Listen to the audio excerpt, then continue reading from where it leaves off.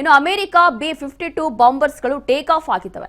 Britain ವಾಯು ನೆಲೆಯಿಂದ B-52 bombers take off ಆಗಿದೆ ಅಂತ ಗೊತ್ತಾಗ್ತಾ ಇದೆ. ಕತಾರ್ನ ತೈಲ ಘಟಕ ಟಾರ್ಗೆಟ್ ಮಾಡಿದಂತ ಇರಾನ್, ಹಾಗಾಗಿ ಇದೀಗ ಈ ರೀತಿಯಾಗಿ ಅವರು ಕೂಡ ಮತ್ತಷ್ಟು ಅಸ್ತ್ರಗಳನ್ನ ಬಳಸ್ತಾ ಇದ್ದಾರೆ. ಈ ಹಿಂದೆಯೂ ಕೂಡ ಕೆಲವೊಂದು ಅಸ್ತ್ರಗಳನ್ನ ಬಳಸುವ ಮೂಲಕ ಅವರಿಗೆ ಒಂದು ಪ್ರತಿದಾಳಿ ಮಾಡಿ ಬುದ್ಧಿ ಕಲಿಸಬೇಕು ಅಂತ ಹೇಳಿ ಮುಂದಾಗಿದ್ರು. ಆದ್ರೆ ಈಗ ಮತ್ತೊಮ್ಮೆ ಅಮೆರಿಕ B-52 ಬಾಂಬರ್ಸ್ ಗಳನ್ನ ಟೇಕ್ ಆಫ್ ಮಾಡಿದೆ.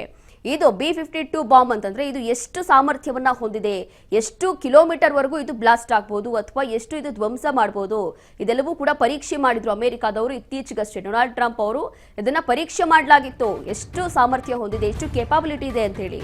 ಇದಾದ ನಂತರ ಈಗ ಇದು ಟೇಕ್ ಆಫ್ ಆಗಿದೆ ಅಂತ ಗೊತ್ತಾಗ್ತಾ ಇದೆ.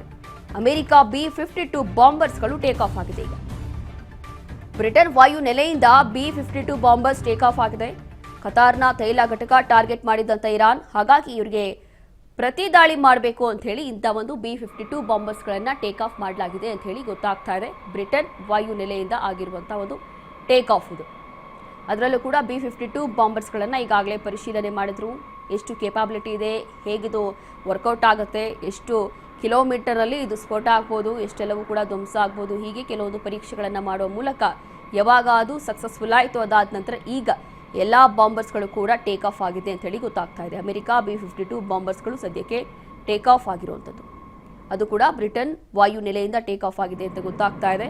ಕಾರಣ ಏನು ಅಂತಂದ್ರೆ ಇಲ್ಲಿ ಕತಾರ್ನ ಕೆಲವೊಂದು ತೈಲ ಘಟಕಗಳನ್ನೇ ಟಾರ್ಗೆಟ್ ಮಾಡಿತ್ತು ಇರಾನ್. ಹಾಗಾಗಿ ಈಗ ಇರಾನ್ಗೆ ಪ್ರತಿದಾಳಿ ಮಾಡಲಿಕ್ಕೆ ಈ ರೀತಿಯಾಗಿ ಹೊಸ ಹೊಸ ಅಸ್ತ್ರಗಳನ್ನು ಬಳಸ್ತಾ ಇದ್ದಾರೆ. ಈಗ ಬ್ರಿಟನ್ ವಾಯು ನೆಲೆಯಿಂದ ಇದೆಲ್ಲವೂ ಕೂಡ ಟೇಕ್ ಆಫ್ ಆಗಿದೆ ಅಂತ ಹೇಳಿ ಗೊತ್ತಾಗ್ತಾ ಇದೆ.